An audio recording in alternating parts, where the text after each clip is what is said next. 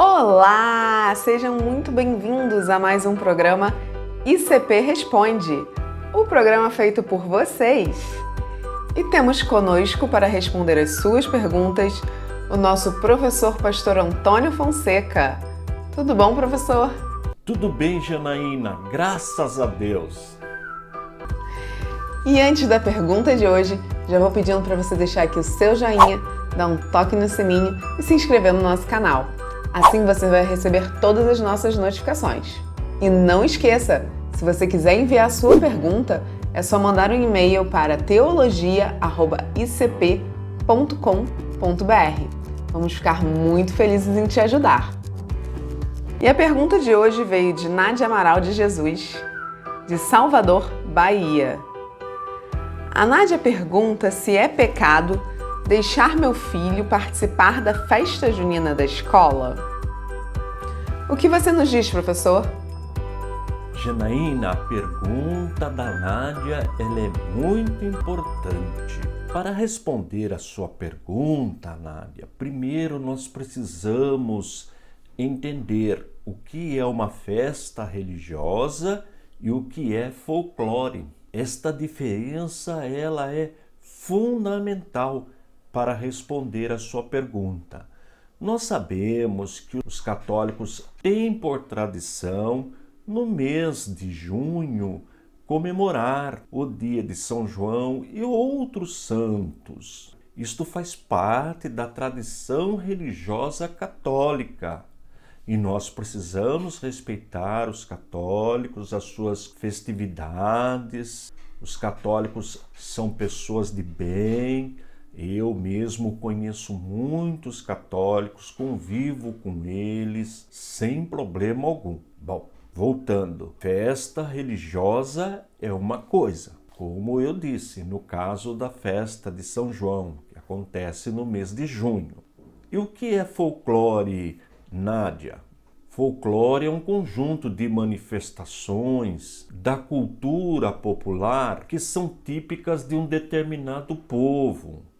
E estas manifestações culturais formam a identidade social de um povo. Olha que interessante. Cada povo tem o seu folclore e o Brasil é um país rico em folclore. Veja que já separamos a religião do folclore.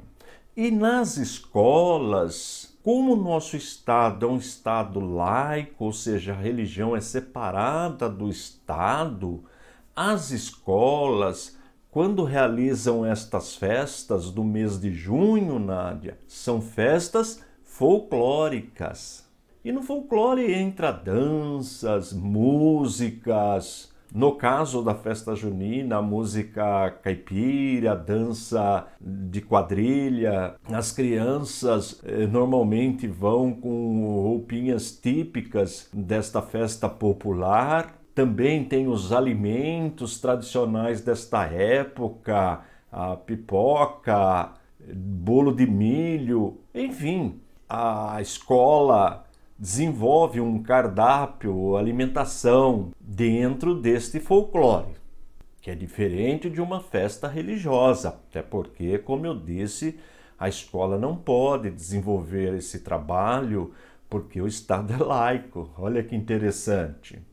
Agora, Nádia, saindo um pouquinho da questão da escola, quando vai chegando perto do mês de junho, os mercados populares, supermercados, eles enfeitam os seus espaços com estes elementos da festa junina. Separam lá um setor só para comida típica da época. E não só supermercado ou mercado, outros comércios também usam enfeitar as suas lojas com elementos deste folclore. Com certeza você tem notado isso daí. Muitos bairros realizam festinhas. Veja, o Nordeste já é uma tradição. Isso também movimenta, Nádia, o turismo, traz receita para as cidades, para os estados. Nesta época, até os aeroportos do Nordeste são adornados com elementos do folclore junino. Veja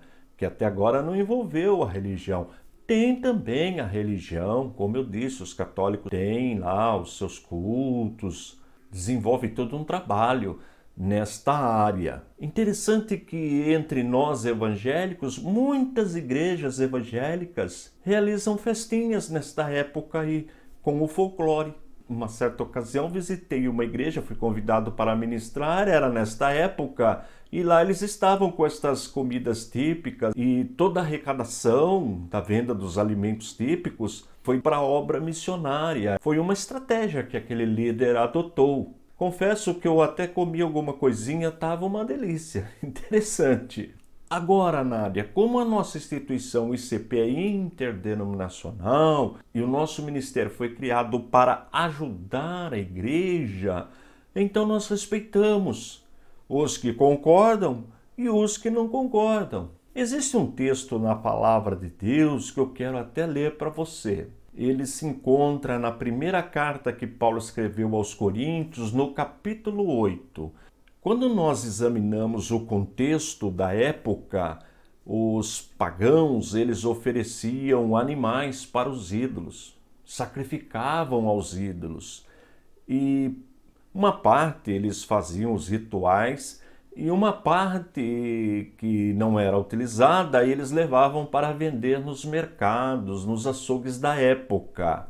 E muitos cristãos, Nádia, consumiam aquela carne, compravam aquela carne, não via problema algum naquilo. Mas outros já condenavam, se escandalizavam. Daí Paulo, inspirado pelo Espírito Santo, escrever esse texto. Vamos observar? No que se refere às coisas sacrificadas a ídolos, reconhecemos que todos somos senhores do saber. O saber ensoberbece, mas o amor edifica. Se alguém julga saber alguma coisa, com efeito não aprendeu ainda como convém saber. Mas se alguém ama a Deus, esse é conhecido por ele. No tocante à comida sacrificada a ídolos, sabemos que o ídolo de si mesmo nada é no mundo e que não há senão um só Deus. Porque, ainda que há também alguns que se chamem deuses, quer no céu ou sobre a terra, como há muitos deuses e muitos senhores, todavia, para nós há um só Deus, o Pai, de quem são todas as coisas e para quem existimos. É um só Senhor, Jesus Cristo, pelo qual são todas as coisas, e nós também por Ele. Entretanto, não há esse conhecimento em todos, porque alguns, por efeito da familiaridade até agora com o ídolo, ainda comem destas coisas como a eles sacrificadas. E a consciência destes, por ser fraca, vem a contaminar-se. Não é a comida que nos recomendará a Deus, pois nada perderemos se não comermos e nada ganharemos se comermos. Então este foi um texto que Paulo, inspirado pelo Espírito Santo, escreveu para resolver essa questão que estava acontecendo entre os irmãos na cidade de Corinto. Agora vamos trazer para o nosso contexto atual. Existem irmãos que não concordam em deixar os seus filhos participarem destes eventos. Nós respeitamos, precisamos respeitar estes irmãos, mas também os irmãos que não concordam com estas festas precisam respeitar aqueles que participam. Porque o que deve prevalecer é a lei do amor. Olha que importante é este conhecimento. E como eu já comentei, como a nossa instituição é interdenominacional e o nosso propósito é ajudar a igreja no conhecimento da palavra de Deus, nós respeitamos. Os líderes que acham que não tem problema algum o cristão participar destas festividades e os líderes que acham que não devem os cristãos participarem destas atividades. O que concorda, nós respeitamos, e o que não concorda, nós respeitamos também.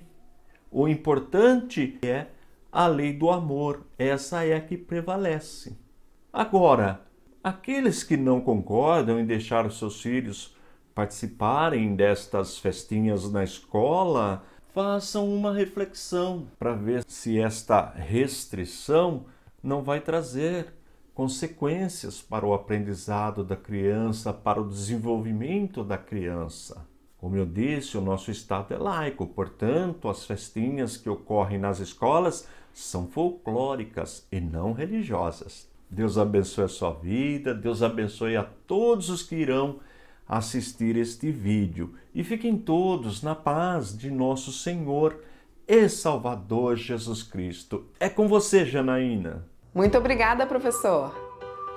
E você aí de casa, gostou da explicação? Deixa aqui embaixo seu comentário. E não se esqueça, se tiver uma dúvida, envie para teologia@icp.com.br. Vamos ficar muito felizes de receber as suas perguntas. Muito obrigada e até a próxima!